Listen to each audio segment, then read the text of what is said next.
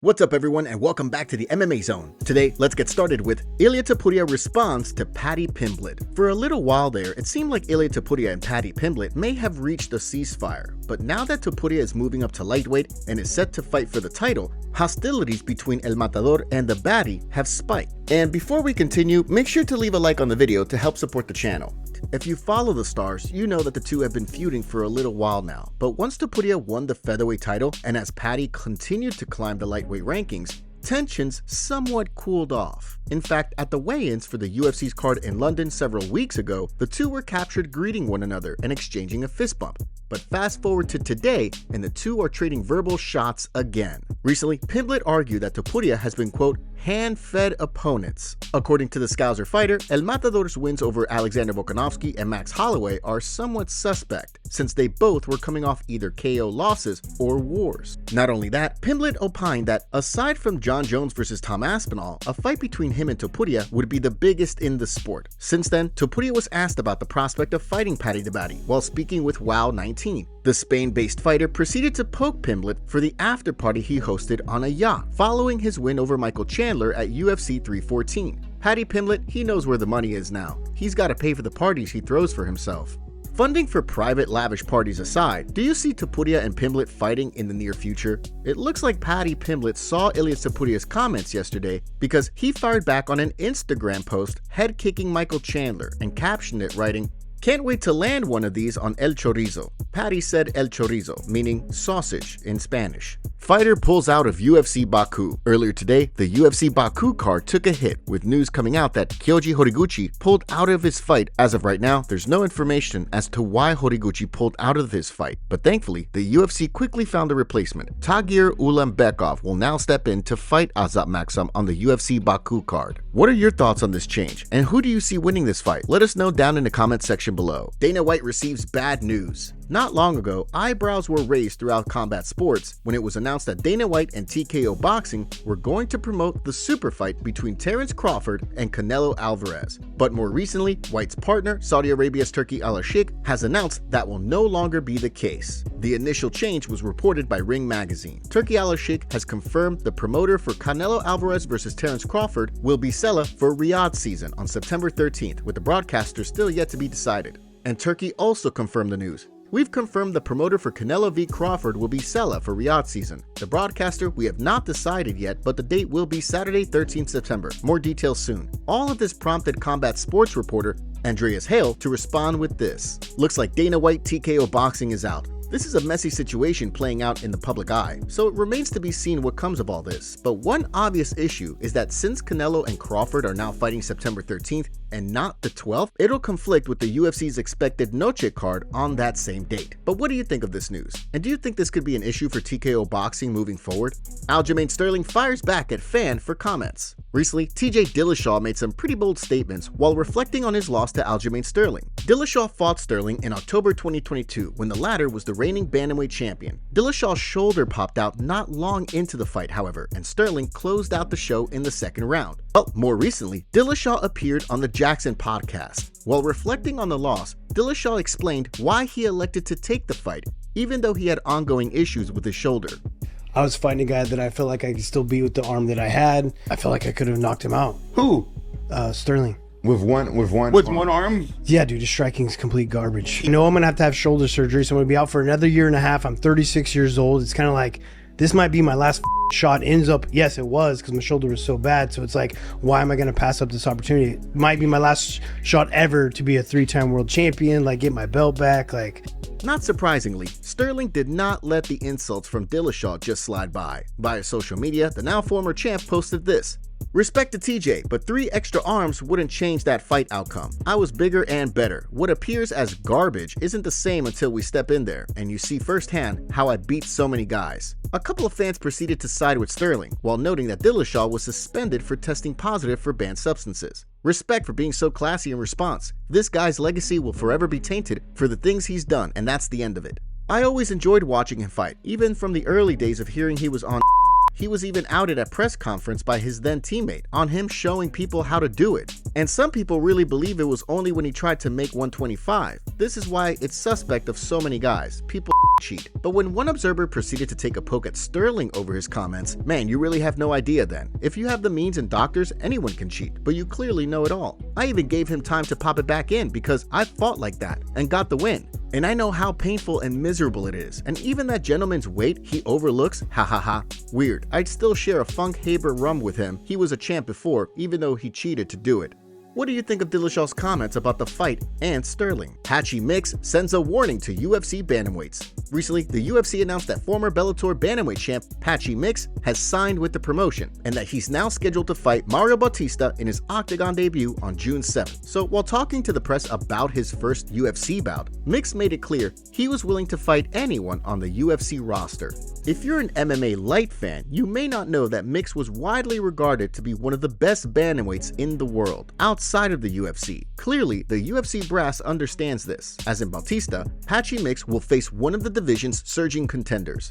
But when Mix was asked to comment on his first UFC booking, the well-rounded fighter said this. I'm not afraid of anyone in this division, especially Mario Bautista. So he's on a 7-fight win streak, and I want that 7-fight win streak. So when they called me, I answered it, and I'll make weight, and I'll get the job done. So, you know, it didn't matter who. I didn't mind if he was ranked number 1 or number 50.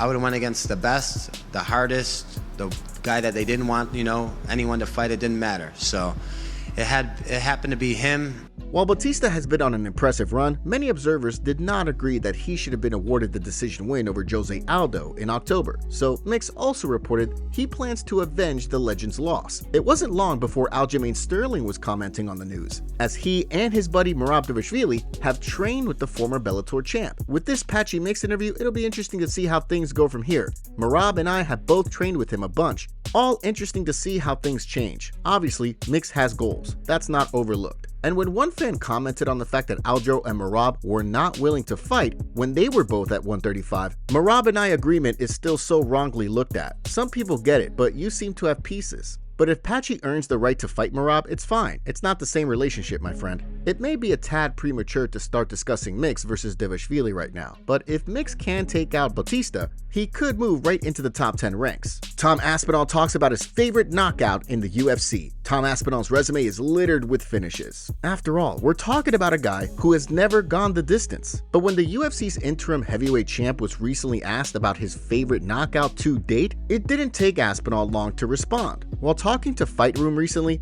Aspinall reported his walloping of Sergey Pavlovich in November 2023 is his favorite KO yet. I think Pavlovich is my favorite knockout because I took the fight on short notice. I wasn't in shape, flew across the world, everything was against me in that fight, and I still managed to do it. At that time, Pavlovich was on the 6-fight, first-round knockout streak. It's also worth noting that in that fight, Aspinall won the interim belt. Pavlovich was tapped for that opportunity since, as Aspinall noted, he was laying waste to the heavyweight division. Some of the contenders he demolished during that run included Derek Lewis and Curtis Blades. Do you have a favorite KO of Aspinall's? And do you see him possibly adding another to his resume if and when he fights Jon Jones?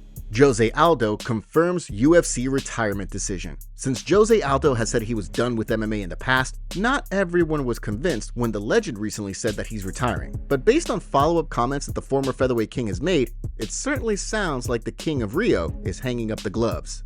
Aldo fought Ayman Zahabi at UFC 315 earlier this month, and following 3 rounds of thrilling action, Zahabi was awarded the decision. Immediately after, Aldo reported his legendary career was likely over. But since a lot of people scored the fight for Aldo, some wondered if he might change his mind after he rewatched the fight. But more recently, the 38-year-old released the following statement via social media. "The cage has always been my place, the struggle, my life. Today, I end this cycle with my soul in peace.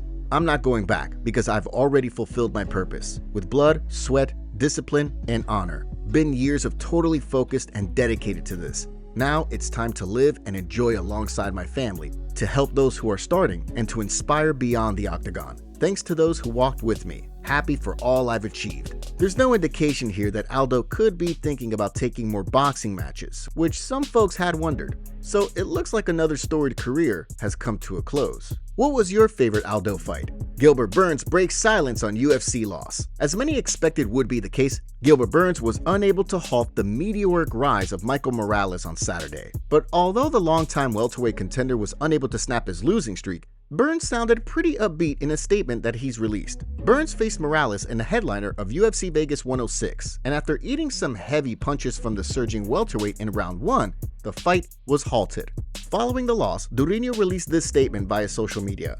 Thankful for this journey. I'm still super blessed. Of course, it wasn't the outcome I was looking forward to, especially for this one. I worked extremely hard. Who saw, but it's the fight game and it's life. Congrats to Michael Morales. Wishing you and your team all the success. That's it. No sad stories. Grateful for this beautiful journey and for all the lessons. God is good all the time. All honors, praise, and glory are given to him in a win or defeat. Now, since Burns is not far out from turning 40, he'll turn 39 in July, and because he's lost 4 straight fights, some have wondered if another loss could prompt his retirement. While it's true that Burns has suffered numerous setbacks over the last couple of years, and his days as a top contender are likely over, it's not like he's been losing to scrubs. Case in point, in addition to Morales, his recent losses have come against Bilal Muhammad, Sean Brady, and Jack Della Maddalena.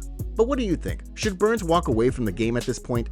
Jon Jones fires back at the MMA community. Last night, Jon Jones shared his side of the story for the Aspinall fight delay. Jones tweeted, "Been out here in Thailand enjoying life, stuffing my face every day, and I swear I'm losing weight somehow. The quality of the food here is amazing. So delicious, so clean." This tweet got the MMA community leaving comments about his current situation with Tom Aspinall. One fan wrote, "Enjoying your last days as champ before being stripped, I see. Eh, Jon?" Jon Jones fired back with, "Stripped? LOL. Do I come across as the type of person who cares about things like that?" A fan responded with, "Yes, otherwise you'd have vacated the belt a long time ago because you don't plan to fight Tom." Jones replied with, "Y'all barking up the wrong tree. I told the UFC my plans a long time ago. I have no clue why they haven't shared them with you guys yet." Someone asked what his plans are in the UFC, to which Jon Jones replied with, "To continue to monetize on this amazing brand that I've created." Another fan just told him to shut up and fight, and Jones responded with, This attitude right here is making me a very wealthy man. This desperation is incredibly lucrative, so thank you. Keep it coming." Later on, Jon Jones posted the following video to his social media.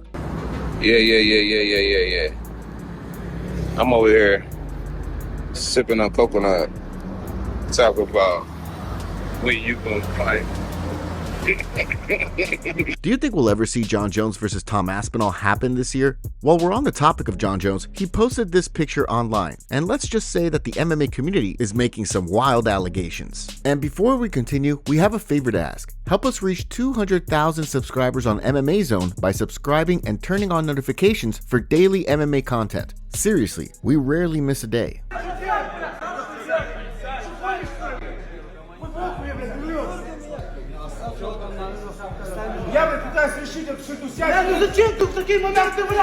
B-roll. We got that B-roll.